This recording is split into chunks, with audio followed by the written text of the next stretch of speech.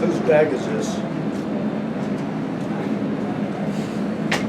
There you go. Okay, good win. They're all good. First conference win, national TV. New one of the new teams in the Big Ten. I know it'll get a lot of people's attention. Proud of our guys. We went in there. We wanted to play physical, tough, nasty. We did. So it's a good win. Get to enjoy it for 24 hours. And Monday we're humble and hungry with our eyes on the next game. You know, it's a lot better to have to deal with success in season than failure. They both bring their challenges. And I talked to the team about that in the locker room. And, you know, they got 24 hours to enjoy it. And then we're back at the next opponent. And you can't let complacency sneak in and all those good things. And this one's over. I mean, it's a great win, good experience, but it'll be over then. Is on your right, the mat in front. Yeah, Curt, you know, you talked about how you had lesser opponents maybe the first 2 weeks, especially last week. You bully an opponent, a conference opponent on the road. Is this a sign that you're further along maybe than you thought you'd be through 3 weeks? Did you feel that way? No, it's just what I've been telling you. I mean, that we've made a lot of progress, you know, and, you know, when you have the right people in your organization, you put the right things in their head, you know, they're going to respond. Now, was there an unknown going in? How do you match up against them? Yeah, there's an unknown. But we came in here and got done what we wanted to get done. I'm not about to say we're further ahead than I thought, because I just thought we could, you know, be competitive and win games, that we were capable of winning games. This is only one win. You know, we're back at it next week. Mat in front of the top. Coach, you talk about playing physical. First half, they get like 48 yards on 15 carries. Second half, you guys really ran the ball a lot better.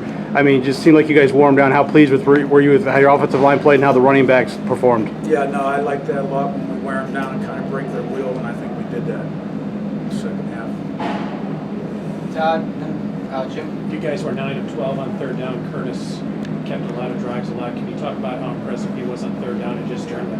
I thought in general he was really sharp. In that first drive, I know we converted a few, and that was important to score and get momentum.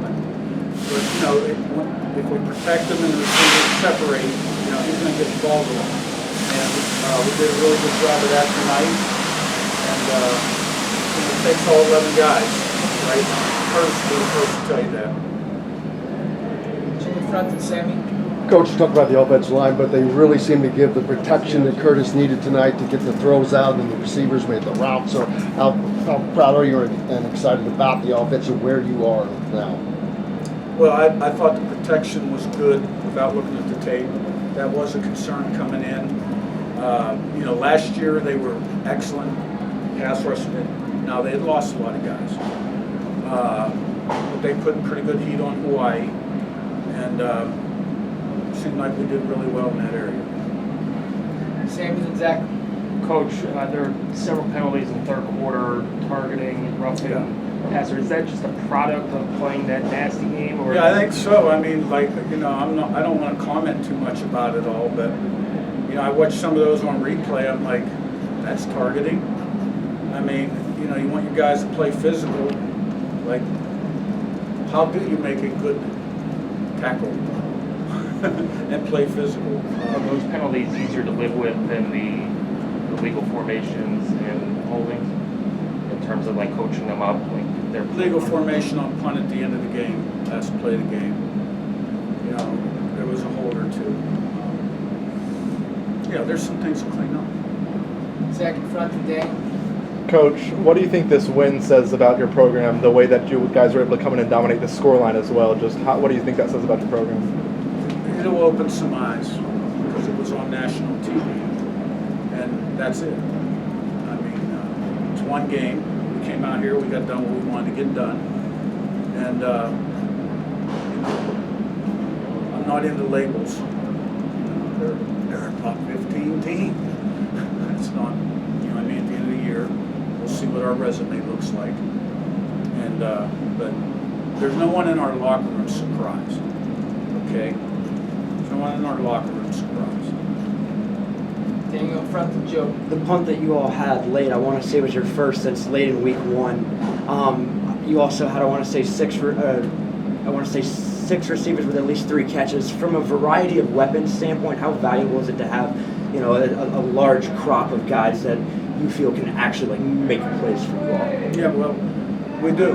We got a lot of veteran receivers that have good, you know, statistical history at other schools that have gotten it done, and I put a value on that. You know, guys that have been starters for multiple years, have been productive, and it's good to get a lot of people involved. I think that's a real good thing. So, made a lot of plays tonight. Joe the Nis. What would you say on your ability to respond to punches today, like fourth quarter, 2-score game, you took a long drive to pregame that 3-score lead? Yeah, I thought that was really good. I really liked seeing that. Because, you know, they came out and kicked a field goal the first drive of the third quarter, and then we responded and scored. And I mean, that's what you're looking to do right there. I thought there were some good responses there in the second half. Yes. Kind of speaking to that, the defense with those penalties in the third quarter, do you gather them, or is it the leaders on the defense that kind of settled everybody down and make sure They weren't rattled. I mean, yeah, I do. Coach Haynes, hey, it's over, play next play, okay? And not only the guys on the field, the guys on the sideline. You know, so there's no frustration on the sideline. And sometimes I got to get on the coaches to make sure there's no frustration. It's over. It's happened. May not agree with it, you know. I'm sure there's quite a few I don't agree with. But you got to get ready to play the next play so it doesn't snowball. All right, thanks, Coach. Thanks, Two sir. players down the hall by our locker room.